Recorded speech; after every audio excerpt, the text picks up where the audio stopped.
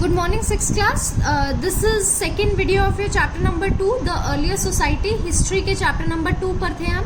ठीक है, इसका सेकेंड पार्ट अब हम स्टार्ट कर रहे हैं. अभी तक हमने इसमें पढ़ लिया था कि पैलियोलिथिक एज को हमने 3 पार्ट्स में बांटा है. कौन सा? लोअर, मिडल और अपर. अब इसके बारे में हम पढ़ते हैं. The characteristic feature of the first phase lower palaeolithic is the use of hand axe and cleavers. क्या है कि जो हमारा लोअर पैलियोलिथिक एज है इसमें क्या था? हैंड एक्सेस का इस्तेमाल होता था और क्लीवर्स का. The axes found in India are more or less similar to those of western Asia. और हमारी जो एक्सेस है वो थोड़ी थोड़ी किससे मिलती थी? एक्सेस मतलब पता है ना, कुल्हाड़ी. वेस्टर्न एशिया, यूरोप और अफ्रीका के जो स्टोन एज थी उनकी कुल्हाड़ियों से थोड़ी थोड़ी मिलती थी. Stone age were use mainly for chopping. और किसके लिए यूज होती थी? चॉपिंग यानी काटने कूटने के लिए. The sites of these phase are found in the valley of river Son in Punjab, Pakistan. और ये साइट जो थी हमें कहाँ मिली थी? किस वैली में? सोन वैली में मिली थी, जो पंजाब में है, अब पाकिस्तान में. वो वाला पंजाब का एक कुछ portion. Belan valley in Mirzapur district in Uttar Pradesh. जो बेलन वैली है मिर्जापुर में हमारे उत्तर प्रदेश में, उसमें भी हमें कुछ कुछ पोर्शन मिला था जो हमने अभी यहाँ पर भी पढ़ा था. The middle old stone age, जो मिडिल पैलियोलिथिक एज थी, industries are all based upon flakes. These flakes are found in different part of India and some regional variety.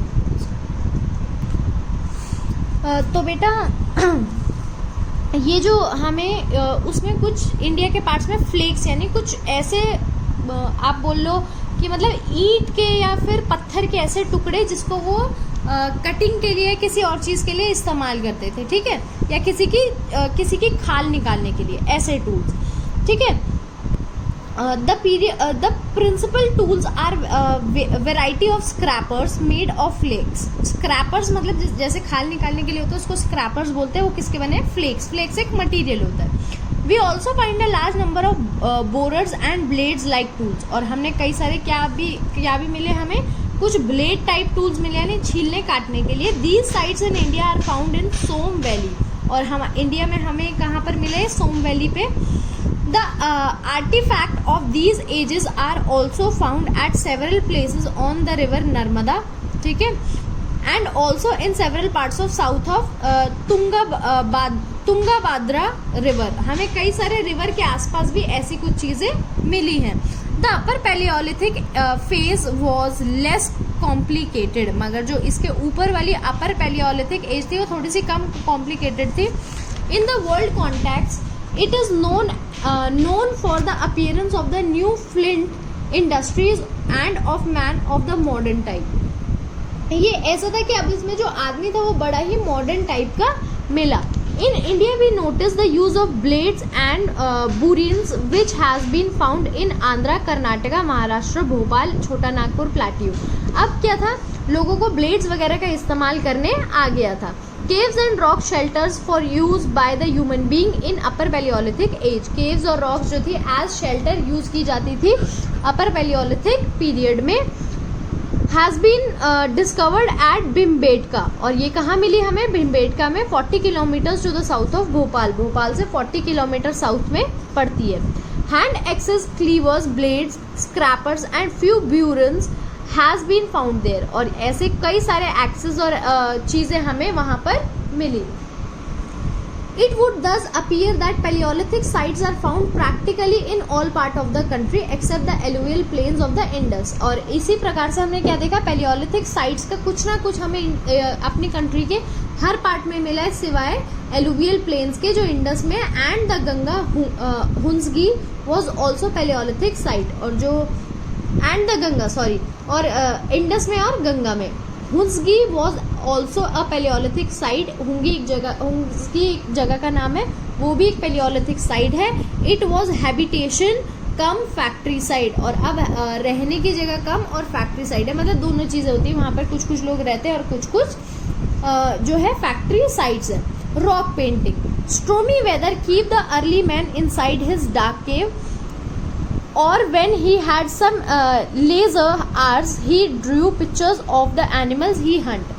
क्या होता था जब स्ट्रोमी वेदर होता था, यानी जब बारिश वगैरह का वेदर होता था, तो अर्ली मैन्स जो थे वो डार्क केव्स के अंदर ही रहते थे, या फिर उनको लीजर यानी फ्री टाइम जब होता था तो क्या करते थे, एनिमल के पिक्चर्स वगैरह जो है वॉल पर बनाते थे, ठीक है, कि वो क्या हंट करते हैं या कहाँ पर मिलते हैं, ठीक है, ये सब चीज़ें जो है वो वॉल पर ड्रॉ करते थे.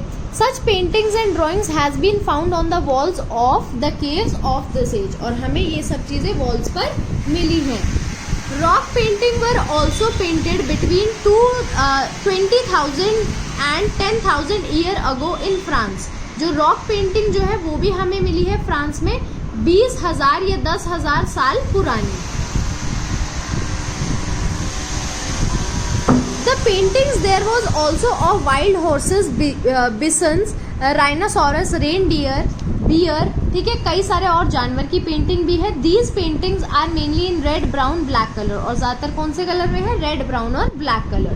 These colors were made from ochre and charcoal. मतलब जो नेचुरल सब्सटेंस होती है उसी से हमें ये जो कलर है वो मिला है. New stone age. अब हम पढ़ेंगे new stone age. New stone age, neolithic age, ठीक है, ये हम टॉपिक अब पढ़ेंगे. It is interesting to note that on the northern spurs of the Vindhyas in the Belan valley all the 3 phases of palaeolithic followed by the mesolithic and then by neolithic has been found in sequence. ये बहुत interesting fact है बेटा कि जो Belan valley है वहाँ पर, तो जो हमारी बेलन वैलीज है बेटा, वहाँ पर जो हमारा तीनों स्टेजेस हैं स्टोन एज की, वो तीनों हमें वहाँ पर फाइंड हुई हैं, वहाँ पर सब कुछ मिला है. The people of this age use tool and implements of polish stones, ठीक है. इस एज के जो लोग थे वो क्या यूज़ करते थे, टूल्स और जो भी अपने इम्प्लीमेंट्स यूज़ करते थे, मतलब कुल्हाड़ी और क्या कहते हैं, जो भी चीज़ें काटने के लिए, एनिमल्स को मारने के लिए, ठीक है, वो सब किसके थे, पॉलिश स्टोन के थे. They particularly use stone axes where they have been found in large number throughout the greater part of country. और ज़्यादातर क्या यूज़ करते थे, स्टोन के एक्सेस, जो हमें बहुत ज़्यादा पार्ट्स में अपनी कंट्री के मिला है. The cutting tools was put to various use by the people, and in ancient legend Parasuram become an important wielding hero. Axes, sickle, spears, bows and arrows have been found in many Neolithic sites at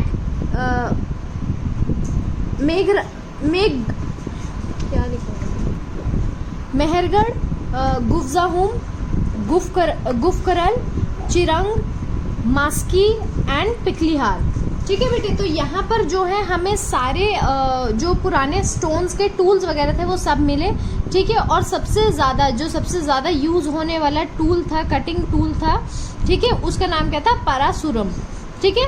और ये एक important वील्डिंग hero था x का, मतलब x में सबसे ज़्यादा important x ये वाला था. The Neolithic phase seems to have covered the period from the age 2500 BC to 1000 BC, although the earliest scientifically determined date for Uthar is 2300 BC. जो नियोलिथिक फेज था उसने कौन सा पीरियड कवर किया था, 2500 BC से 1000 BC, ठीक है. और अर्ली साइंटिस्ट का कहना है कि ये जो डेट थी 20 मतलब जो स्टार्ट हुआ था 2300 BC से स्टार्ट हुआ था. एग्रीकल्चर. अब इसमें हम एग्रीकल्चर के बारे में पढ़ेंगे. Ancient man now learn the art of sowing seeds to grow plants. He found that by putting seeds in the soil and watering the soil plants could grow.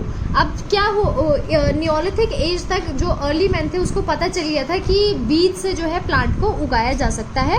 So he produce fruits and vegetable. तो उसने fruits और vegetable जो है वो produce करना शुरू कर दिया.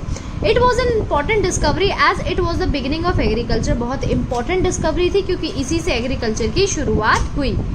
It could now grow his own food and also send surplus food to other villages.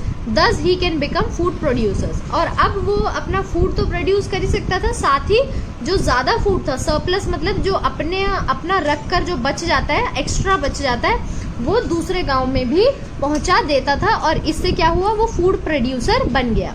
Now last topic is domestication of animals. अब डोमेस्टिकेशन ऑफ एनिमल्स मतलब एनिमल्स को जो हम डोमेस्टिकेट करते हैं यानी पालते पोसते हैं घर में बांध के, तो वो the people of Burzahom a neolithic site used coarse grey pottery.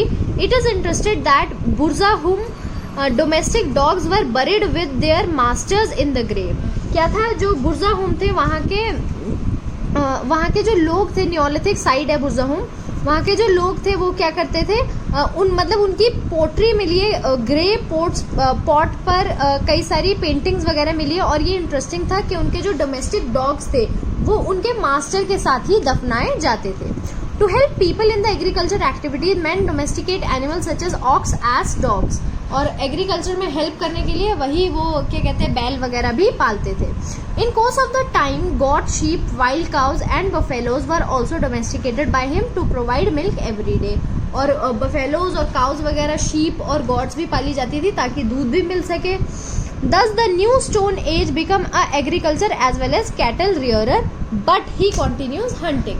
तो अब जो नियोलिथिक एज के लोग थे वो एग्रीकल्चरिस्ट तो थे ही, उसके साथ कैटल रियरर यानी जो पालते पोसते हैं, डोमेस्टिकेशन करते हैं, कैटल रियरर वो भी बन गए थे। और रियरिंग मतलब एनिमल्स में से अपने जो भी इस काम का सामान है वो निकाल लेना, मगर हंटिंग उन्होंने कंटिन्यू रखी, हंटिंग अभी भी करते थे।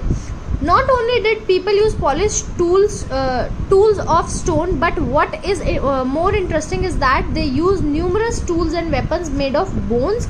The only other place which has yielded considerable bone implements in India is Chiran, which is 40 kilometer west of Patna on the north side of the Ganga. ठीक है, एक चिरंद करके भी एक जगह है बेटा पटना में, 40 किलोमीटर वेस्ट में है पटना के, चिरंद करके। ठीक है, वहाँ पर भी क्या है कि वहाँ पर भी हमें पॉलिश टूल्स तो मिले ही मिले, साथ ही साथ क्या मिले, बोन्स के जो हमारे वेपन्स होते हैं वो भी हमको मिले हैं। Neolithic tools are also found in Garo hills, Meghalaya, on the north east frontier of India.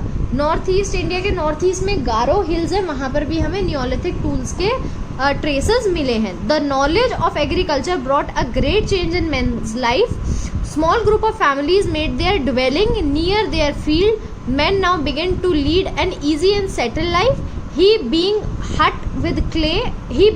huts with clay, grass, twigs and sticks. अब क्या हुआ कि एग्रीकल्चर की नॉलेज आने के बाद लोगों का बहुत ज़्यादा चेंज आया उनमें।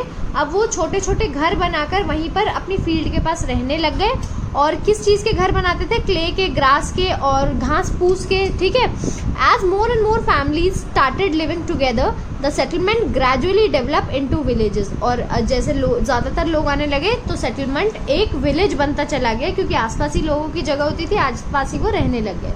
The villages were generally found near the river and lake where the soil was fertile and water was found plenty. और ये villages कहाँ मिले, रिवर और लेक के किनारे पर, जहाँ पर सॉइल और पानी दोनों आराम से मिल जाता है। The Neolithic settlement in Pikhlihal were cattle herderer. They domesticate cattle, sheep, goat, etc. They also set up seasonal camps surrounded by cow pens made with posts and stakes. In these enclosures, they accommodate cow dung. Then entire camping group was put to fire, cleared by camping in the next season. क्या था Neolithic में, जो पिकलीहार था बेटा, वहाँ पर cattle हर्डरर यानी जो कैटल को चराने जाते थे, ठीक है, और कैटल को डोमेस्टिकेट करते थे, उनका भी एक सेटलर मिला था कि वो भी रहते थे। वो क्या करते थे, कैटल को, शीप को, गॉट को डोमेस्टिकेट करते थे और क्या करते थे, सीजनल कैंप लगाते थे, यानी कभी यहाँ कैंप लगा लिया, कभी कहीं कैंप लगा लिया। और क्या करते हैं, काउ डंग का यूज़ करते थे। ठीक है, और क्या होता था, काउ डंग का मतलब जैसे टेंट लगाना, मतलब वहाँ पर रहने की जगह, तो जो गाय का गोबर होता है उससे ज़मीन प्रॉपर बना लेना। ठीक है, और कैंप को क्या करते थे, आग लगा देते थे और फिर नेक्स्ट सीजन में अगली जगह जो अपना कैंप है वो लगाते थे। Both ash mounds and habitation sites has been discovered in Piklihal. और क्या कहते हैं, जो ऐश थी यानी जो राख थी उनके टेंट्स की, वो भी मिली है, और उनके पालतू जानवरों की भी, और रहने की, उनके खुद के रहने की भी ट्रेसेस हमें मिले हैं। तो बेटा आपका जो चैप्टर है वो यहीं पर फिनिश होता है।